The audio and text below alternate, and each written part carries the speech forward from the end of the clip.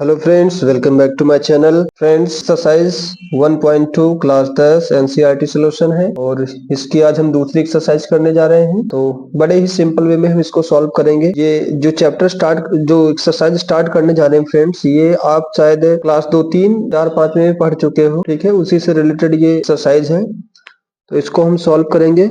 क्या कह रहा है ये क्वेश्चन? निम्नलिखित संख्याओं को अभाज्य गुणनखंड के गुणनफल के रूप में व्यक्त कीजिए। ठीक है, तो आप क्लास 5 या 4, 5 में भी आप ये चीज कर चुके हो। ठीक है, तो इसका करना कुछ नहीं है, केवल हमको क्या करना है, अभाज्य गुणनखंडों के गुणनफल के रूप में व्यक्त करना है।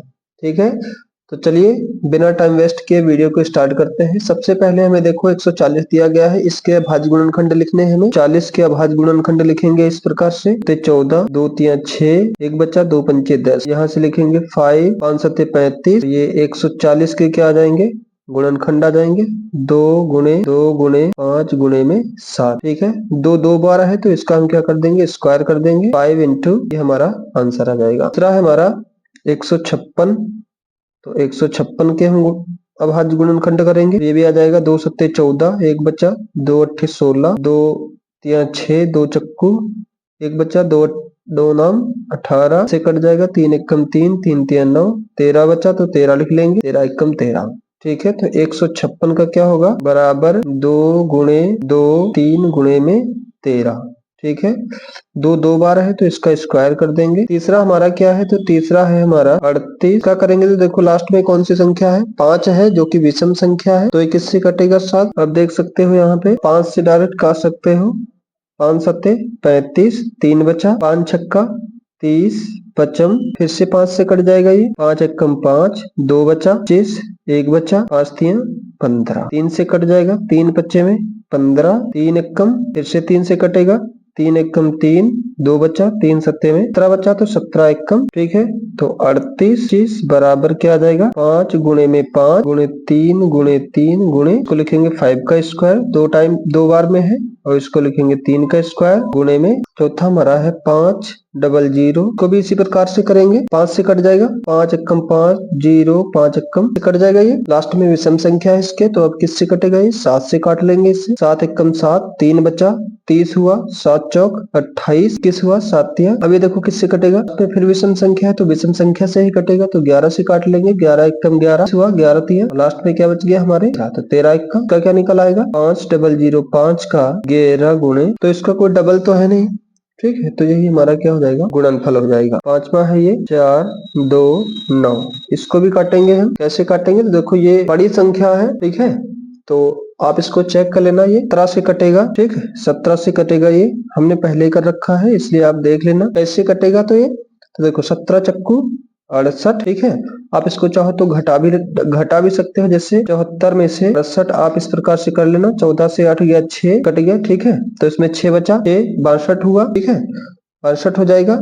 62 17 तिया 51, 17 तिया 51। 62 में से 51 घटाओगे तो जो भी बचेगा वो उसमें ऐड करके देख लेना, तो आ जाएगा 17 सत्ते 119, 17 सत्ते 19 आ जाएगा यहाँ। फिर बाद में देखना यहाँ पे, तो 19 से जाएगा ये, 19 दूनी 38, 43 से 38 घटा के देखो, 43 से 38 घटाओ तो 13 में से 8 गया, 13 से 8 गया 5, 13 यहाँ से कट गया, यहाँ 7 है तो क्या बचेगा, 57 हो जाएगा। 19 यहाँ होता है 57, 23 एकम, तो ये हो जाएगा 74, 29 का 17 गुणे 19 गुणे, तो ये हमारा आंसर हो जाएगा। ये हमारा क्या हो जाएगा, आंसर हो जाएगा। नेक्स्ट देखते हैं, दूसरा सवाल है हमारा, पूर्णांकों के निम्नलिखित युग्मों से HCF और LCM ज्ञात कीजिए तथा इसकी जांच कीजिए कि दो संख्याओं का गुणनफल बराबर HCF गुणे LCM है।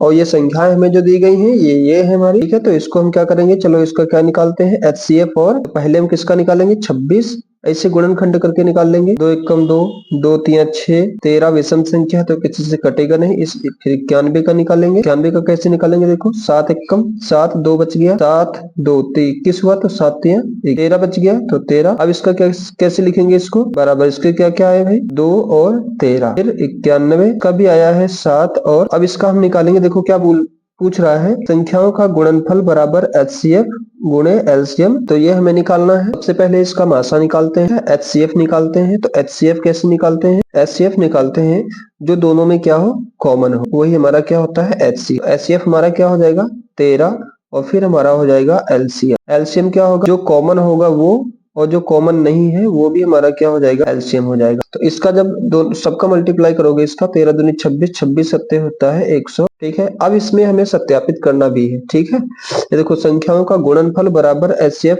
गुणे LCM है। तो इसका मतलब क्या कह रहा है, ये सत्यापित भी हमें करना है। ठीक है, तो सत्यापित करेंगे किस प्रकार से, तो दोनों संख्याओं का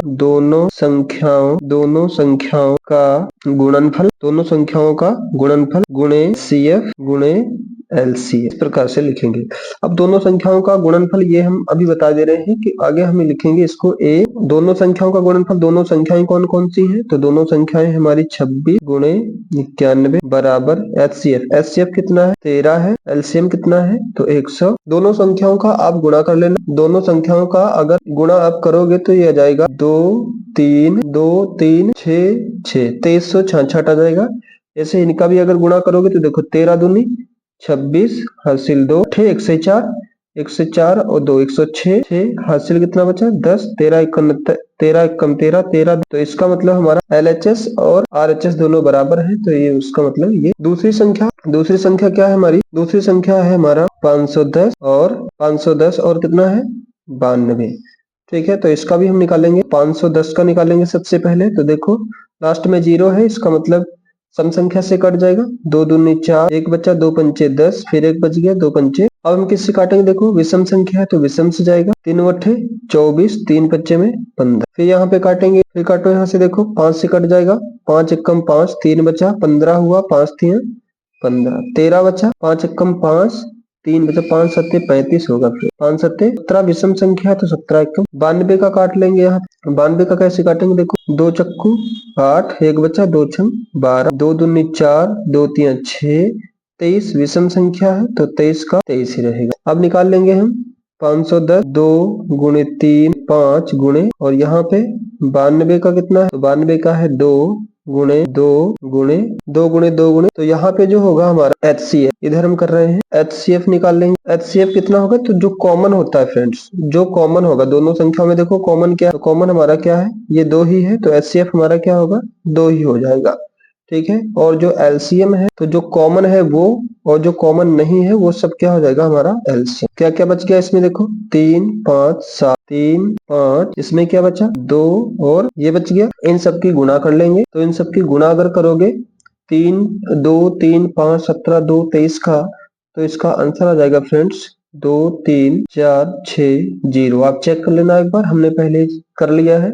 अब इसको क्या करेंगे, सत्यापित करेंगे हम। ठीक है, सत्यापित करेंगे कैसे, दोनों संख्याओं का गुणनफल मतलब A इंटू बी बराबर HCF इंटू इन दोनों का, दोनों संख्याएं कौन कौन सी हैं, तो दोनों संख्याएं हैं 510 इंटू 92 बराबर HCF कितना है, तो HCF हमारा 2 और LCM कितना, LCM हमारा है 23। आप इनकी दोनों की गुणा करोगे 2 0 0 2 छंग 12 हासिल 1 2 चक्कू 8 है 9 2 3 6 2 दूनी 46 920 आ जाएगा। ये ऐसे ही इनकी भी अगर गुणा कराओगे तो ये इतना ही आएगा 46 9, दोनों बराबर है। तो ये हमारा अगला है हमारा 336 और 54। इसका भी गुणनखंड कर लेंगे इसी प्रकार से जैसे पिछली की करेंगे। इसको 2 एकम 2 1 बचा 2 छंग 12 1 बच गया 16 हुआ 2 अट्ठे 16 2 चक्कू 2 दूनी 4 2 दूनी 4 2 एकम 2 21 एक विषम संख्या है तो कट भी सकती है। देखो 3 3 सत्ते 21। ऐसे ही हम क्या करेंगे 54 का निकाल लेंगे। 4 1 बचा 2 सत्ते 14 3 9 27 3 3 9 3 एकम 3। ऐसे करेंगे इसको। अब 3 3 से इसका गुण कितना आया है 2 गुणे 2 कितने बार आया है 1 2 3 4 4 बार 2 आया है तो 4 बार 2 लिखेंगे। एक बार 3 आया है और एक बार 7 आया है। ऐसे हमारा 54 इसका कितना आया है तो 2 गुणा 3 गुणा 3 गुणा 3 3 बार 3 और एक बार 2। अब क्या निकालेंगे इसका, तो अब निकालेंगे इसका HCF क्या बताया था हमने, जो दोनों में कॉमन हो। HCF जो दोनों में कॉमन हो, तो देखो 2 कॉमन है और इधर 3 कॉमन है, और भी कुछ कॉमन है नहीं। तो इसका HCF जो होगा वो क्या हो जाएगा 6 हो जाएगा। ठीक है, 3 दूनी 6 हो जाएगा। एलसीएम क्या होगा, तो एलसीएम जो कॉमन है वो और जो नहीं है वो भी हमें क्या करना पड़ेगा, लेना पड़ेगा। देखो 2 कॉमन है तो ये तो लेंगे ही, इधर क्या है 3 कॉमन है तो इसको भी लेंगे, बाकी जो कॉमन नहीं है हम उसको भी ले लेंगे। ठीक है, 3 बार 2 लेंगे हम और 2 बार 3 लेंगे, जो बच गया उन सबको लिख लेंगे। लास्ट में हमारा क्या बच गया, 7 बच गया तो 7 को भी लिख लेंगे। इन सबकी अगर गुणा कराओगे फ्रेंड्स तो एलसीएम हमारा निकल के आ जाएगा 302। अब हमें क्या करना है, सत्यापित करना है, तो सत्यापित कर लेंगे हम। यहाँ पे लिखेंगे सत्यापित लिखेंगे।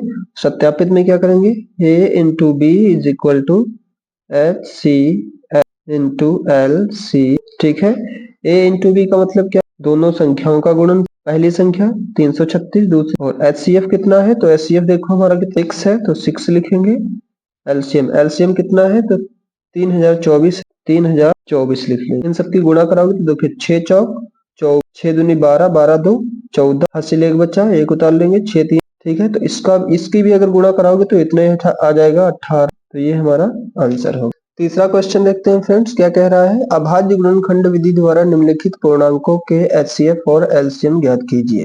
ठीक है, तो ये हमें दिए गए हैं 3 संख्याएं, इनके हमें क्या निकालना है, एचसीएफ निकालना है और एलसीएम निकालना है। ठीक है, तो हम लिख लेते हैं, चलो 12, 15 और 21 का हमें क्या निकालना है, एलसीएम और एचसीएफ दोनों ही निकालना है। तो सबसे पहले हम 12 के गुणनखंड करें, 12, 2 3 6, 3 एकम 3, ऐसे 15 के निकाल लेंगे, 3 पच्चे में 15, 5 एकम 5, 21 का भी निकाल लेंगे ऐसे ही, 3 सत्ते 21, 7 एकम 7। बारी बारी से इसका लिखेंगे, तो 12 15, देखो 12 में क्या क्या, तो देखो क्या क्या आया, 2 गुणे 2 गुणे 3, 15 में आया 3 गुणे 5 और 21 में आया 3 गुणे में 7।